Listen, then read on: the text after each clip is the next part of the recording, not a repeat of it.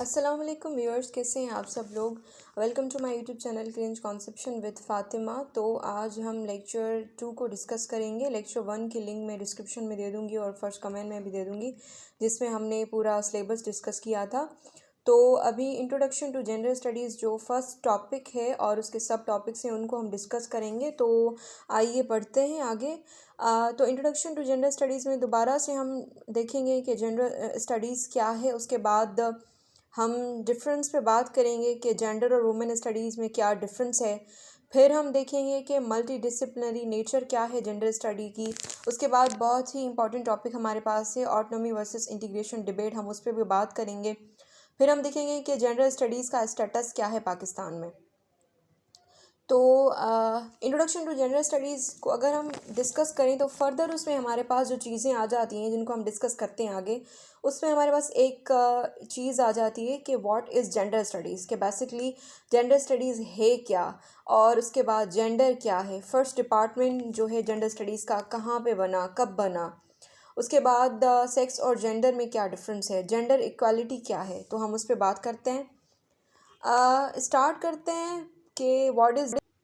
तो gender studies को अगर हम देखें तो उस पर हम देखते हैं कि एकेडमिक एरिया ऑफ स्टडी है ये, और जो क्या करती है क्रिटिकली एग्जामिन करती है जेंडर को, किस तरह से वो आइडेंटिटीज़ को शेप करता है, और सोशल इंटरेक्शन क्या है जेंडर का वर्ड के साथ। इधर मैंने पिक्चर दी हुई है जिसमें मैंने डिफरेंट कैटेगरीज ऑफ जेंडर दिए हैं, आप देख सकते हैं, जिसमें मेल फीमेल और ट्रांसजेंडर जो है वो कॉमन है, और फिर उनके जो सेक्सुअल आइडेंटिटीज़ आ जाती हैं जिसमें हमारे पास गे, लेस्बियन और डिफरेंट कैटेगरीज़ यहाँ पे प्रेजेंट हैं। जेंडर क्वेयर जो हम क्वेयर थ्योरी में फर्दर उसको डिस्कस करेंगे।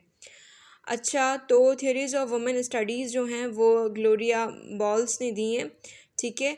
और आगे हम देखते हैं सेक्स और जेंडर का क्या डिफरेंस है। उसमें हम देखते हैं कि सेक्स क्या है।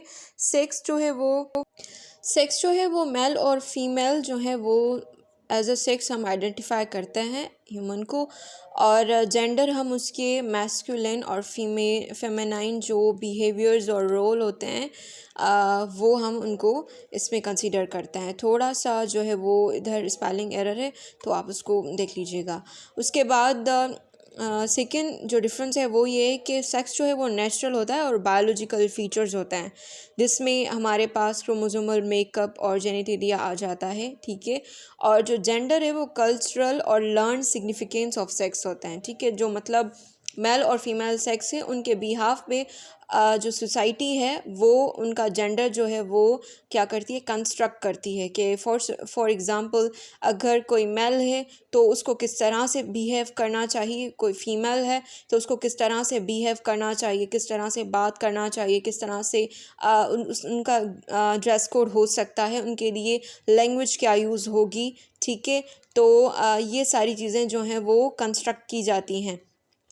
तो इसलिए हम कहते हैं कि सेक्स जो है वो बायोलॉजिकल है, ठीक है, और ये विजिबल डिफरेंस इन जेनिटेलिया जो है उससे हम आइडेंटिफाई करते हैं, ठीक है, कि ये जो मेल है या फीमेल है, ठीक है। और जो क्रोमोसोमल मेकअप होता है ये जो है वो नेचुरल डिफरेंस आ जाता है, जिसमें क्रोमोसोम्स जो हैं वो फीमेल के XX होते हैं और मेल के XY होते हैं। अगर हम जेंडर की बात करें तो ये जो है वो दोबारा से जैसे हमने कहा कि सोशो कल्चरल कंस्ट्रक्ट होता है, जो जेंडर आइडेंटिटीज़ और रिस्पॉन्सिबिलिटीज़ और बिहेवियर जो है वो डिसाइड किए गए हैं तो वो जेंडर में आ जाती हैं। उसके बाद सेक्स जो है वो यूनिवर्सल टर्म है, ठीक है, जो यूज़ किया जाता है यूनिवर्सली, ठीक है।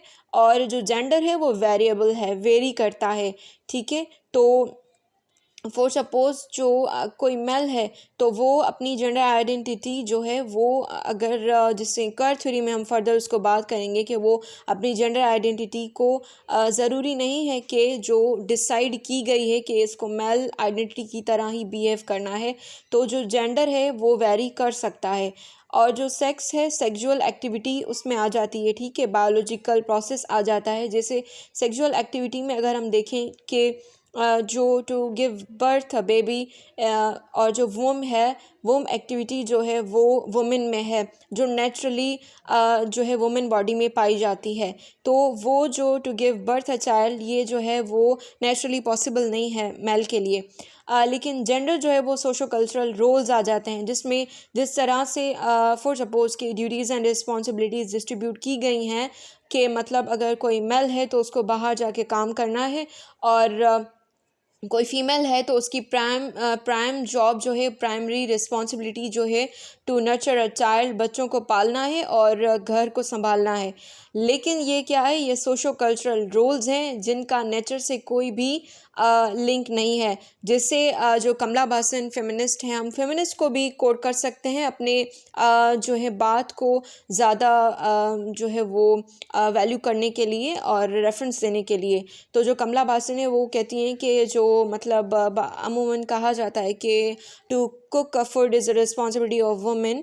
तो वो कहती हैं कि वुमेन के पास कोई एक्स्ट्रा ऑर्गन तो नहीं है जिससे वो फूड कुक करे, ना वो अपने वूम से फूड कुक करती है, वो जो है वो हाथों से ही बनाती है खाना। तो ये चीज़ जो है वो फिक्स की गई है, जो कि कोई इस तरह से इस पे हार्ड एंड फास्ट रूल नहीं है कि मेल है तो वो कुक नहीं कर सकता। तो अभी जो इस तरह के जो रोल्स जो हैं वो फिक्स किए गए हैं, उनको हम कहते हैं जेंडर स्टीरियोटाइपिंग। मतलब जो स्टीरियोटिपिकल जो है वो रोल्स फिक्स किए गए हैं, तो ये दोनों जेंडर्स पे आ जाते हैं। जैसे कि अगर कोई मेल है, उसको कुक करना पसंद है, ठीक है, अगर वो चाहे तो वो उस जॉब को कर सकता है, लेकिन सोसाइटी उसको उस तरह से जो है वो इतना अप्रिशिएट नहीं करती जितना वो वुमेन को करती है।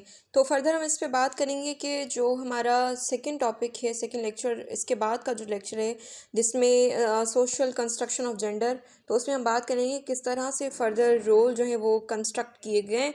तो अभी वीडियो बहुत बड़ी हो रही है, तो मैं इसको सेकंड पार्ट में बात करूँगी। जो चीज़ें रह गई हैं उनको हम सेकंड पार्ट में डिस्कस करेंगे। यहाँ पे वीडियो को मैं एंड करती हूँ, और सेकंड पार्ट के लिए जो है आप इस चैनल को से जुड़े रहिए और अपने दोस्तों के साथ ज़्यादा से ज़्यादा शेयर करिए। और फर्स्ट जो है वो सिलेबस डिस्कशन का वीडियो आपने अगर मिस किया है तो आप उसको भी देख लें, मैं लिंक दे देती हूँ।